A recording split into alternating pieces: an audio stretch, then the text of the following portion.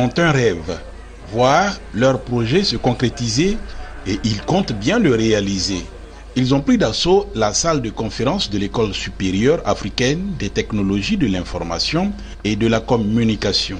Ils participent à la 2e édition du Forum des startups, incubateurs et d'Afrique, encore appelé African Startup Forum 2017.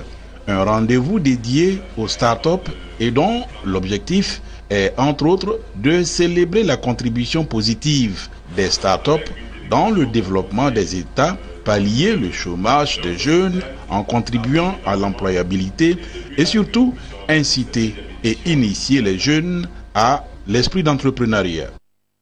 On le constate, les pays d'Afrique ont besoin de se développer, les pays d'Afrique ont besoin d'innovation et les pays d'Afrique ont besoin en tout cas de pouvoir créer des richesses nouvelles pour permettre donc d'orienter stratégiquement donc le développement de nos États.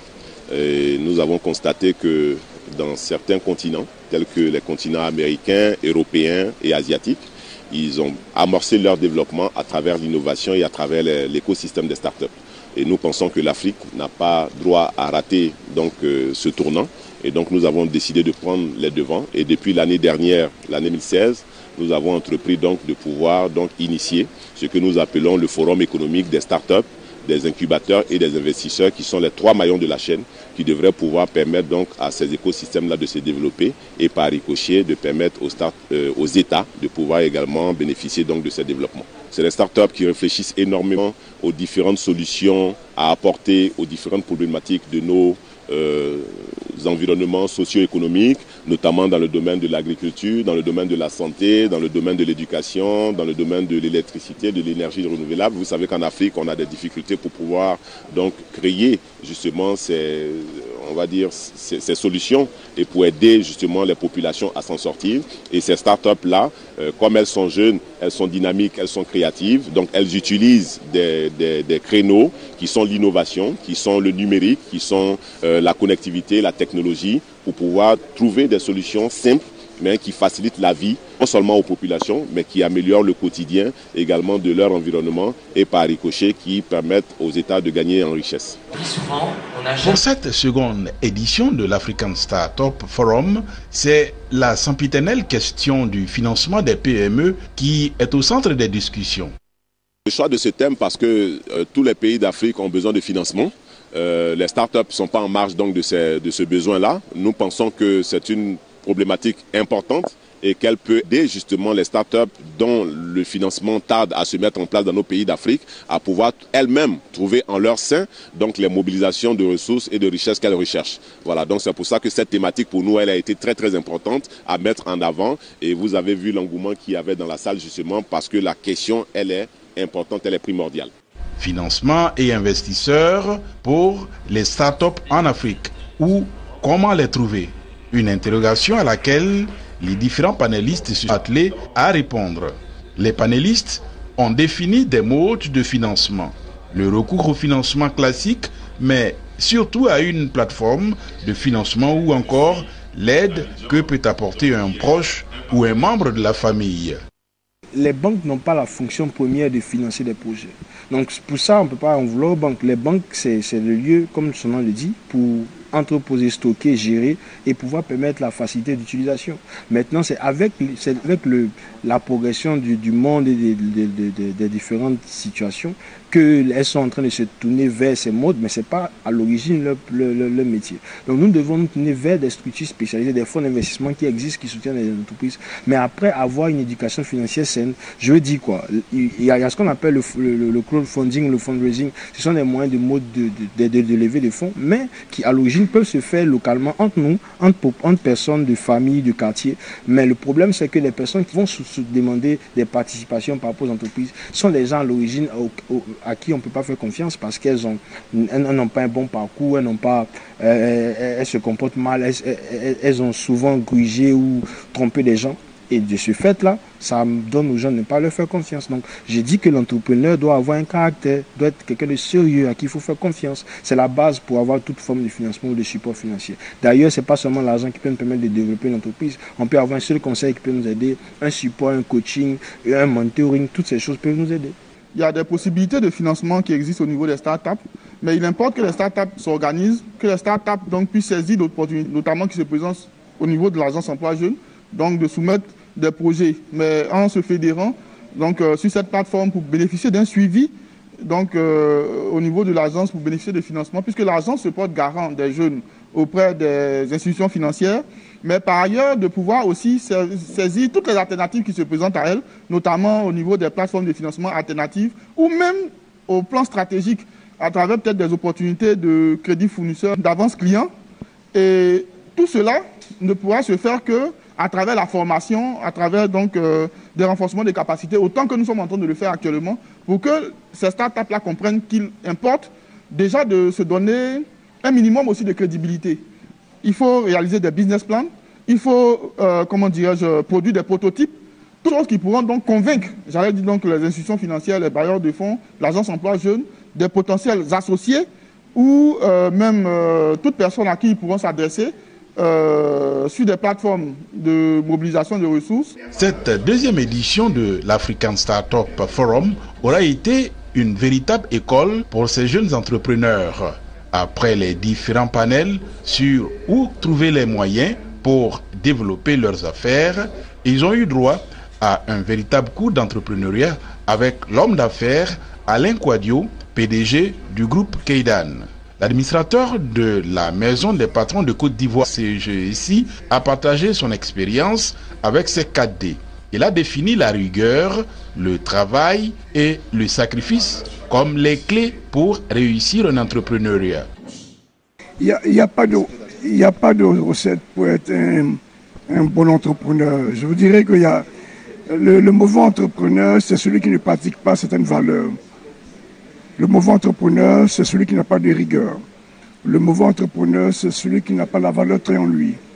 Le mauvais entrepreneur, c'est celui qui va confondre la caisse de l'entreprise avec sa propre caisse. Le mauvais entrepreneur, c'est celui qui ne fera pas de planification. Une fois que ces valeurs-là, on essaie de les pratiquer au jour le jour, il n'y a pas de raison qu'on soit un mauvais entrepreneur. On restera toujours un bon entrepreneur. Et je précise, le bon entrepreneur, il n'y a pas de corrélation directe avec son chiffre d'affaires. Vous pouvez avoir un gros chiffre d'affaires sans être un bon entrepreneur. Et ces bons entrepreneurs, comme je disais, ce sont des valeurs que la personne vit, véhicule à travers ses collaborateurs et ses partenaires. Plus de 15 secteurs d'activité étaient présents à cette édition 2017 de l'African Startup Forum. De l'agriculture à l'artisanat en passant par les technologies de l'information et de la communication, sans oublier l'éducation. La deuxième édition de l'African Startup Forum a prouvé toute son originalité, tant les projets présentés dégageaient des innovations particulières. Nous avons constaté que le cinéma est en Côte d'Ivoire plus fait par des amateurs. En tant que membre de la structure Ivoire Cinéphile formée au département des arts à l'université Félix Houphouët-Boigny, nous voulons apporter un plus au cinéma. C'est-à-dire le cinéma fait théoriquement et pratiquement enseigner à l'école. Fait envoyer une nouvelle révolution dans le cinéma avec la nouvelle vague Ivoire Cinéphile. L'école veut dire école en langue malinké. Voilà. L'innovation est toute simple. On permet aux parents de suivre en temps réel l'évolution du travail de leur enfant à travers des alertes SMS, des emails et une plateforme qui va leur permettre de pouvoir consulter véritablement tout ce qu'il y a comme activité au niveau de leurs enfants. Nous fabriquons des chariots pour transporter facilement vos bouteilles de gaz.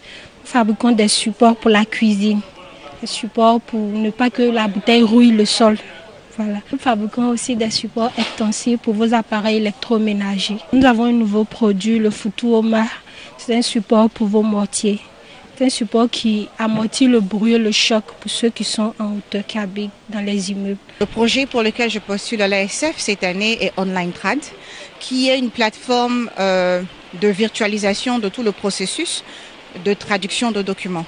Depuis la demande de cotation, le paiement en ligne et la livraison en ligne, avec un volet de livraison physique à la demande. L'African Startup Forum, c'est aussi la récompense et la distinction des meilleures startups de l'année 2017. Pour l'occasion, un dîner de gala a été organisé. Au total, 15 prix ont été remis au cours de cette cérémonie.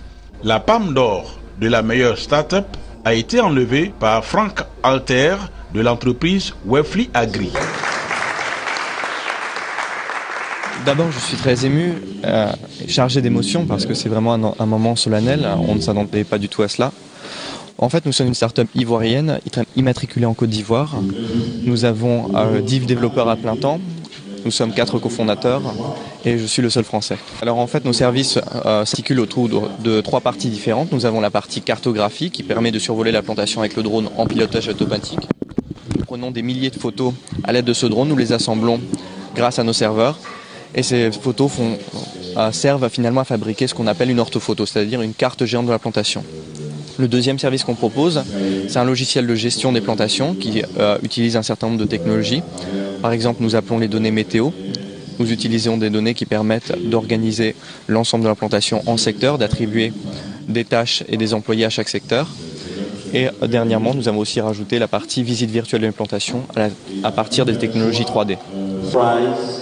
Avec des activités diversifiées, consistantes et tenues par de véritables experts de l'écosystème, African Startup Forum 2017 aura eu un programme alléchant dont les temps forts sont des panels, conférences, ateliers de formation, expositions, afterwork. Un bilan positif que le promoteur souhaite parfaire l'année prochaine. Il y a déjà beaucoup d'initiatives, mais pour nous, ces initiatives peut-être n'étaient pas suffisantes, ou elles étaient peut-être mal structurées. Et pour nous, il faut emmener les porteurs de projets qui sont à 80% jeunes, à s'orienter différemment après les études, à avoir une autre vision de l'économie, à avoir une autre vision de l'employabilité et à avoir une autre vision de la création de richesses. Et je n'ai rien inventé, nous n'avons rien inventé. Quand vous prenez les économies américaines, européennes, asiatiques, elles ont basé toute leur stratégie de développement, en tout cas pendant de nombreuses années, et elles continuent encore d'ailleurs à investir massivement dans la recherche et développement et dans les startups justement qui sont les acteurs de cette recherche et développement. Donc c'est pour nous simplement une manière peut-être d'indiquer qu'il y a une nouvelle voie qui se propose aux pays africains et dans laquelle il ne faut pas hésiter à engouffrer. Rendez-vous est donc pris pour novembre 2018 à la 3e édition de l'African Startup Forum.